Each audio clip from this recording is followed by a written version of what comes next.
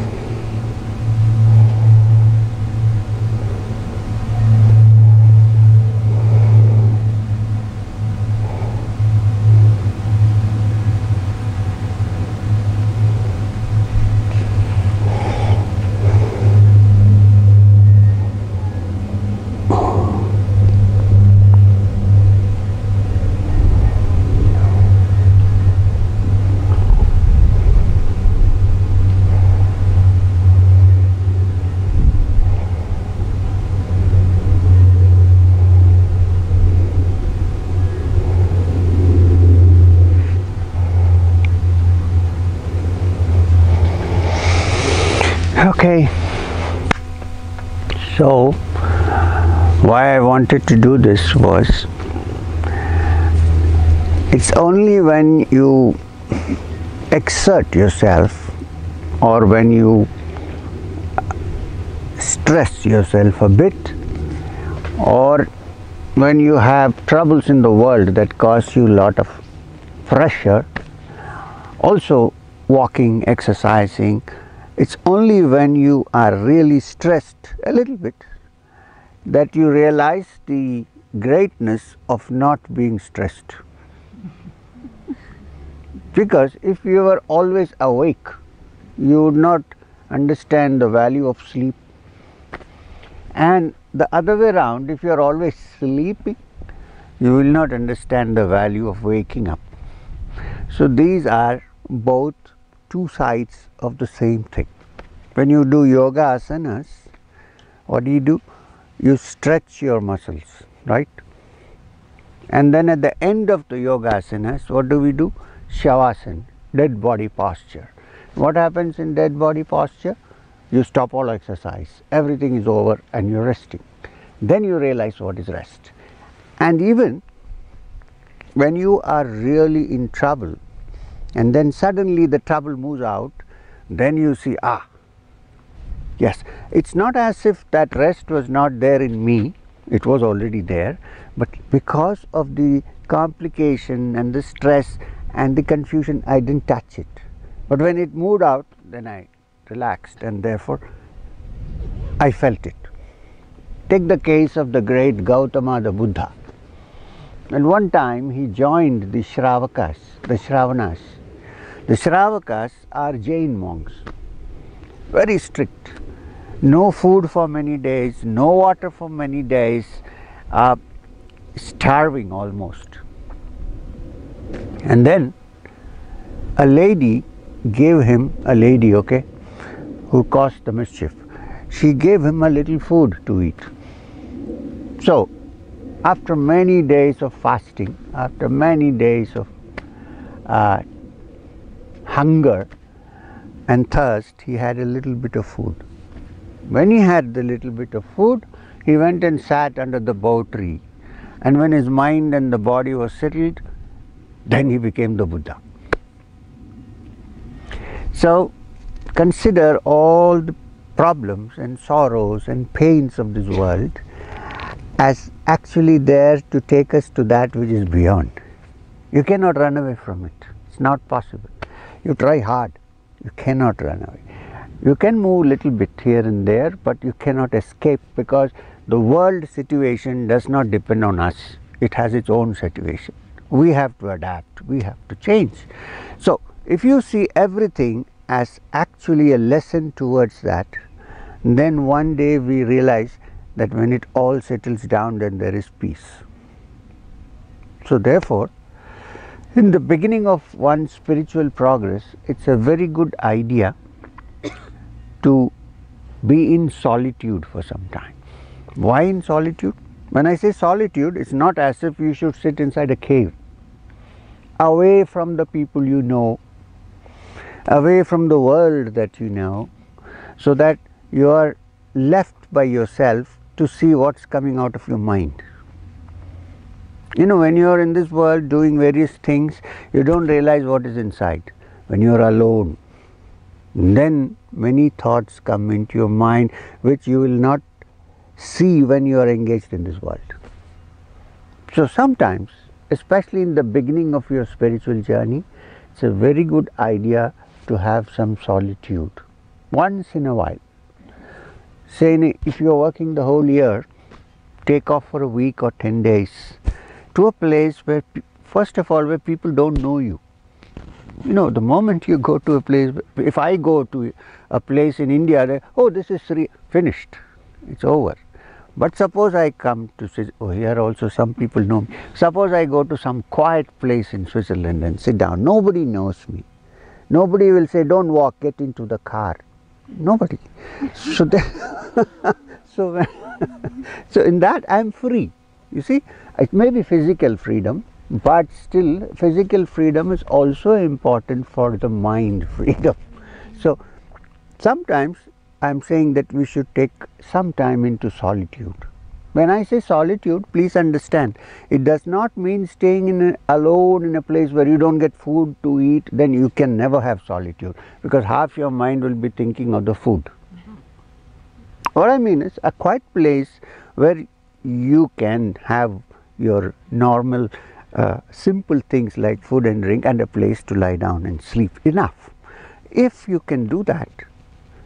Now the question is, when I say solitude, should a married couple go to solitude together or separate? I don't know, that's for you to decide. If you can together still be in solitude, great. If you want to separate, it's up to you. But then both persons should understand that we are not against each other, but we want some solitude. Right? So it's not a bad idea to have some solitude. Now what happens in solitude? What is this? What happens first is you don't hear many external sounds. You know, when you live in a city, what happens? The bus is going, there are cars going, you have to go to office, you're thinking when to go. I meditate 15 minutes and then I have to go. But you take off for 6 days or 7 days or 10, I don't know what you can afford, 10 days, and you go off like she went to India and stayed for some time. Go away from anybody, stay alone. Then what happens? We come face to face with ourselves, because there is nobody else to disturb. We are face to face with ourselves, and I think it's very important to look at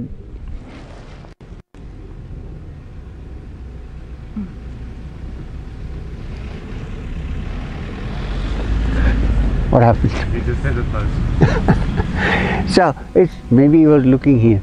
So it's very important to understand this, that in solitude, when I mean solitude, I mean that you are alone and you have enough things to not disturb you, and where you can sit for long hours and do nothing. Do nothing is important. Even if I say I am going to do japa, I am going to do meditation, you are still doing something. Can I do nothing? Absolutely nothing. Like sit here and look at the lake. You know, sometimes it works. You know why we feel the mind settling down and becoming quiet when you go to the mountains, or when you go to the lake, or when you go to the sea or the rivers? You know why? Because it's not man-made. It's not man-made. No, nobody knows who made the mountains. Well, because we don't know, we say, oh, God made the mountains. We don't know who made the mountains. We don't know who made the rivers and the sea, and we don't know. So therefore, it is pure nature, and there are no bricks, there is no concrete, nothing is used. So what happens? Your mind, our mind, also becomes one with that nature, because there is nothing artificial there. Nothing that is produced by the mind. Nothing that is produced by the human mind. It's free. So the closer you go to the sea and under the tree and away from all these man-made things, your mind also settles down and becomes free. Not that if you keep, I must tell you, you have heard of, and many people must have heard of Swami Vivekananda. I don't know him. He was a great monk who probably was the first man to come to the West and talk about yoga and meditation, Swami Vivekananda. So when he was wandering in the Himalayas, one of his brother disciples, he used to write from everywhere a letter.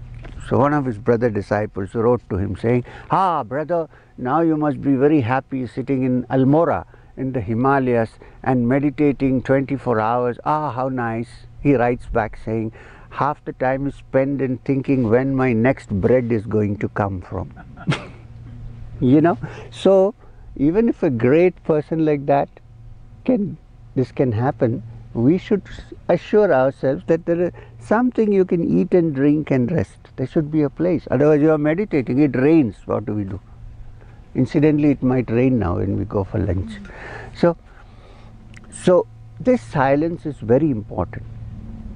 And once you are established in that silence, no noise is going to disturb. Then it becomes that silence is not the absence of sound. See, here also you hear sounds, but there is a silence. So silence is not an absence of sound. You can be in a complete solitary place with no sound whatsoever, but as long as your mind is active, there is no silence. Have you noticed this?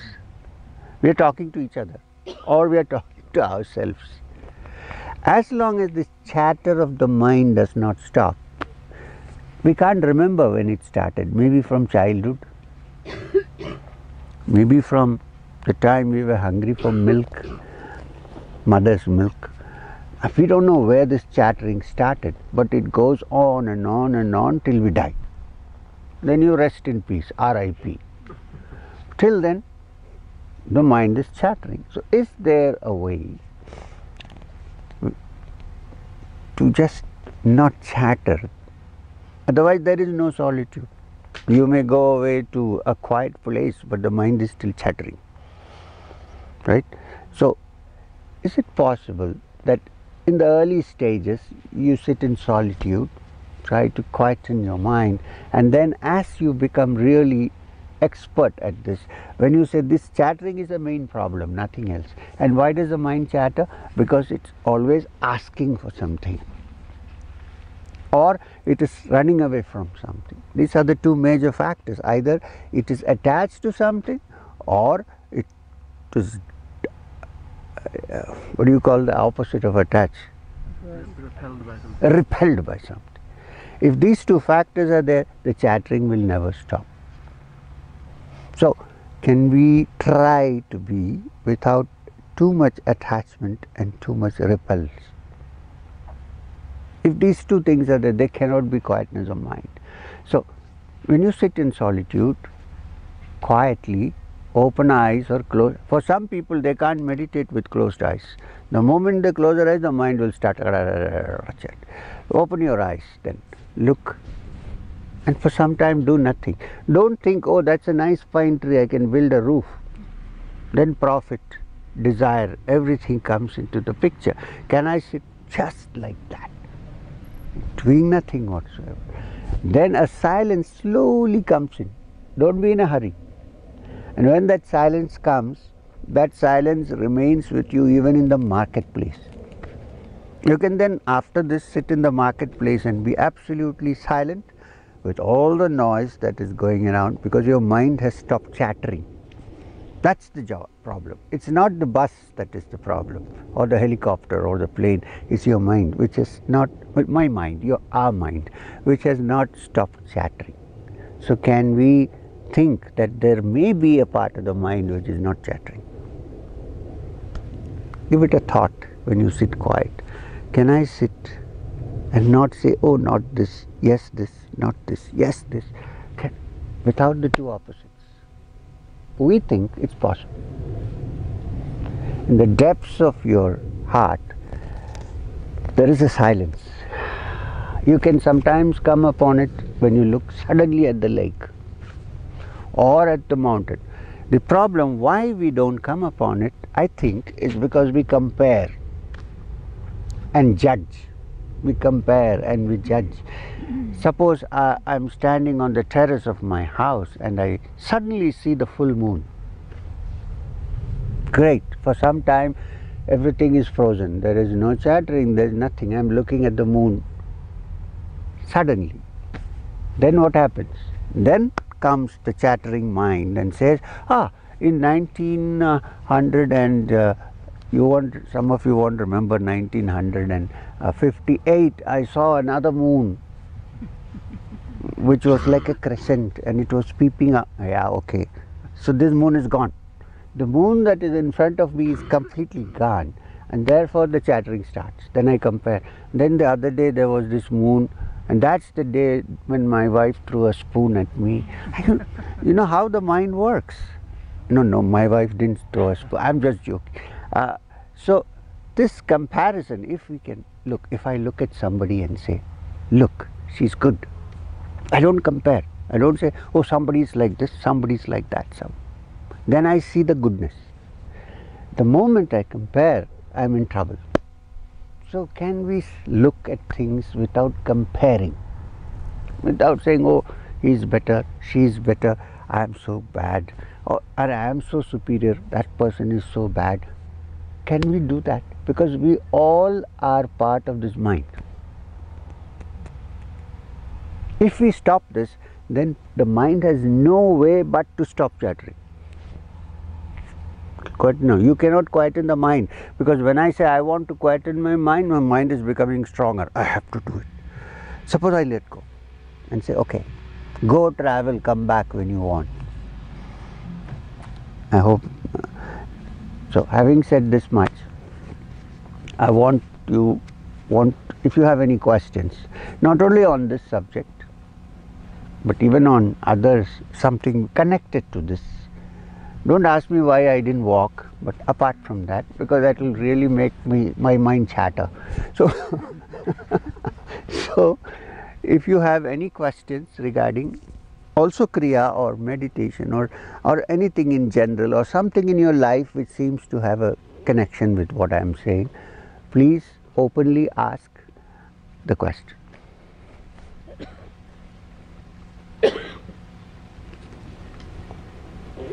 Why is the nature of the mind to chatter? Why are we all not established in silence and rather mind coming in only when used like other muscles? Why is the nature of the mind to chatter? I don't know the why, but it chatters. So, you see, sometimes we ask to find out why because we don't want to face the fact that something is happening.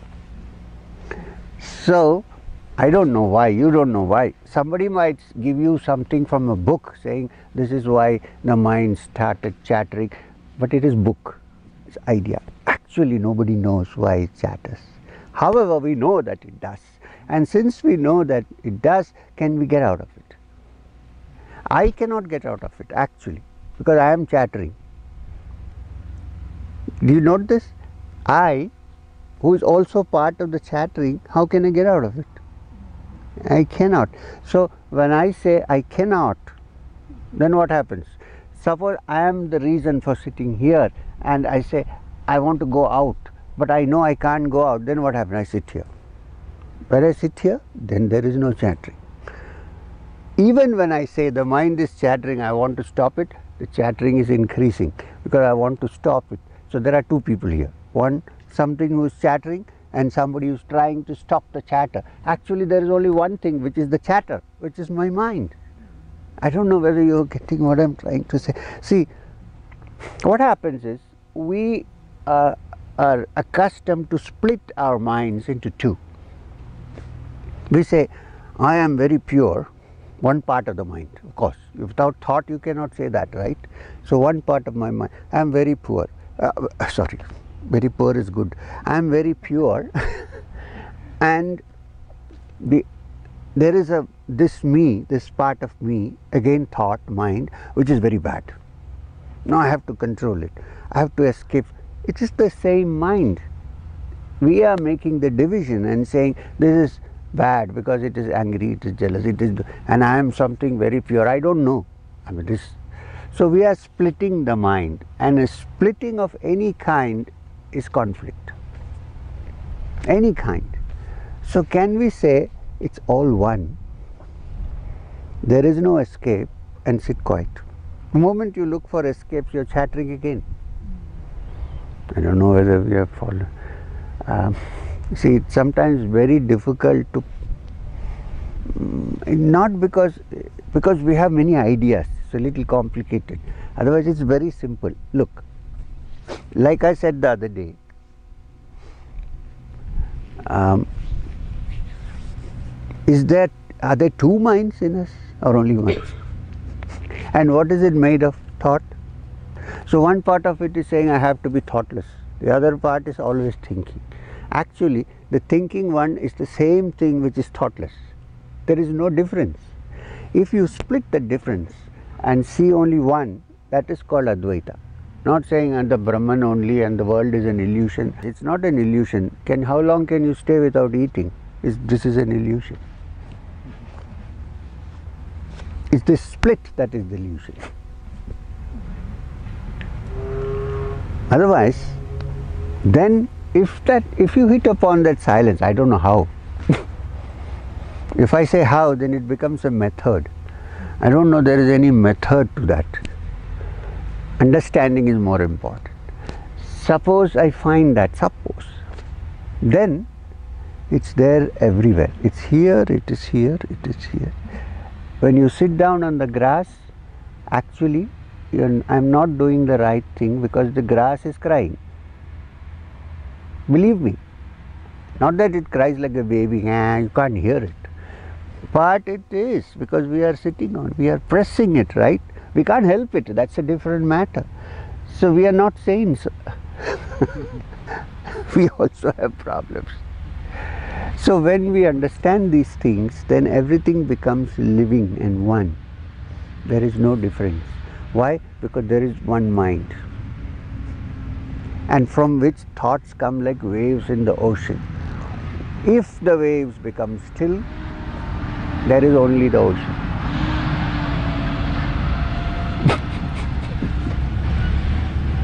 Some construction is going on.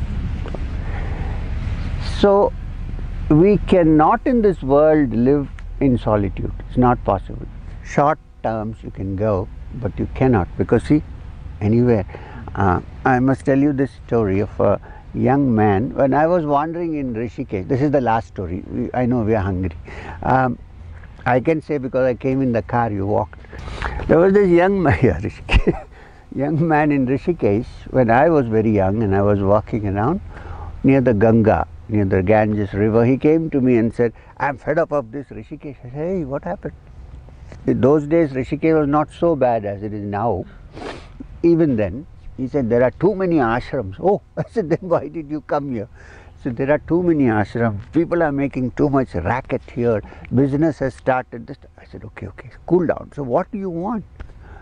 Why are you staying here? He said. I said, look, I don't have to explain to you why I am staying here. What is your problem? I want to go in solitude. I said, okay.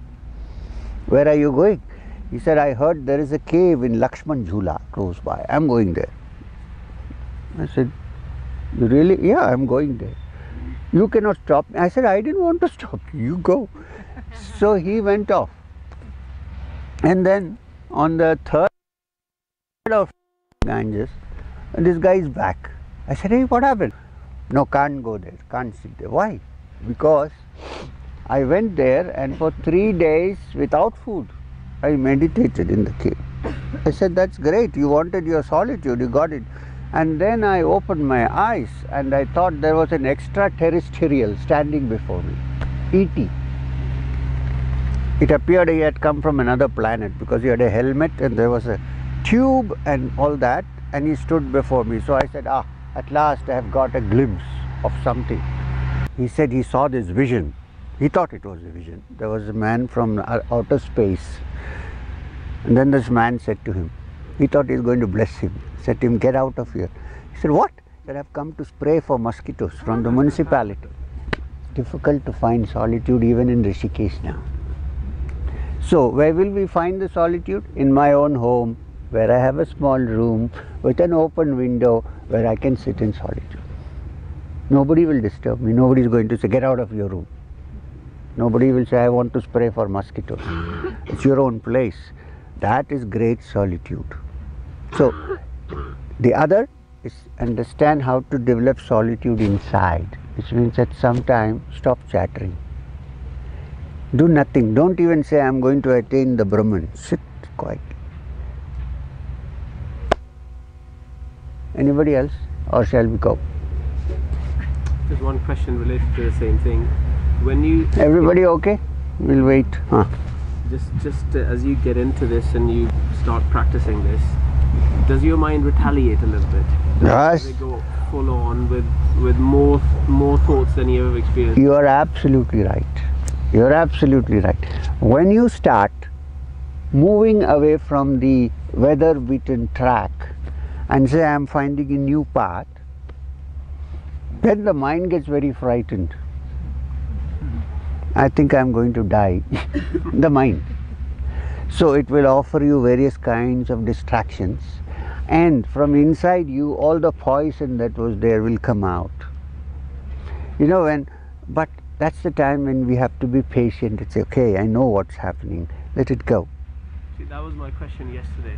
That's maybe I asked it the wrong way. Yeah. So like in ancient India we have this story of the churning of the ocean. Apparently this is mythology, but the devas, who are the good ones, and the asuras, who are the bad ones, you know, you will see them in pictures and sculptures. The asuras have big moustaches and the devas are clean shaven, good people. Anyway, so both of them decided to churn the ocean, the primeval ocean, the ocean of milk or whatever. So they found out a snake which is called Vasuki, the snake that guards the god Vishnu, and they used that as the rope. And they found the Mount Meru, which is actually the North Pole, and put it in the middle, put Vasuki around. One end was caught by the devas and the other end of the snake, poor snake, by the asuras, and they churned the ocean. When they churned the ocean, they wanted to get nectar. That's why they were churning nectar. But when they churned the ocean, oh God, this is called solitude. Can I call you later? We are having a satsang. Okay, bye. All right. Wife. So, the wife. So, what did I say? I forgot. Because she called. So they did this, and they expected the nectar to come out, but the first thing that came out was poison. A terrible poison. It's called hala hala visha. You might have seen when you go to Shiva temples, Shiva is also called Nilkant, which means one whose throat is blue. It's a symbol, of course, which means when the poison came out and Shiva thought it's going to spread into the world, he's supposed to have swallowed it. And when it was going down, his wife thought, now my Shiva is going to die, so she held her throat like, and so it became blue. Yeah. I mean, this is a story. What I'm trying to say is, when the ocean was churned, the first thing that came out was poison. In the same way, when you start churning your mind, probably, unless you are a great soul for many lives, the first thing that comes out is poison. All the things that you did not know existed will come out, because you need to get them out and throw them away. You can't subjugate them. They have to come out and go. It's like heating water. First there are bubbles, sound, sound, and then what happens? It becomes vapor. In the same way, it happens. So that's when you should not get discouraged. You shouldn't say, oh, I'm such a dirty fellow, all these thoughts. No, you should say, something is coming out of my mind. It can't come from anywhere else, right? So hold it there and see how it goes. Allow it. The Tibetans have a practice called meditation on the what is it called? No, some drastic like there are two kinds of deities in the Mahayana. One is the peaceful ones, and the other? No, there's some word for that. That's a Tibetan word. The opposite of calm and quiet. What do you? Not Violent. wrathful. Who said wrathful? That's what I said. Okay. So they have a practice called meditation on the wrathful deities. Let me tell you what they do. They visualize. They always, when they visualize, first they visualize their own body, and then that body is visualized as going into the void, becoming nothing. And in its place comes the wrathful deity. Have you seen those wrathful deities? They are terrible looking fellows with their... So they imagine that now I have become the wrathful deity. All the wrath that is in me then comes out. Of course, the door is shut, so I tear pillows, I throw everything, I became very wrathful. And then slowly the wrath goes off. So instead of doing it to somebody else, I am doing it myself alone in this wrathful deity meditation. So what happens? Much of the poison is off. And then don't forget to take away the wrathful deity. The wrathful deity goes into the void, and then my shape is back. This is important at the end.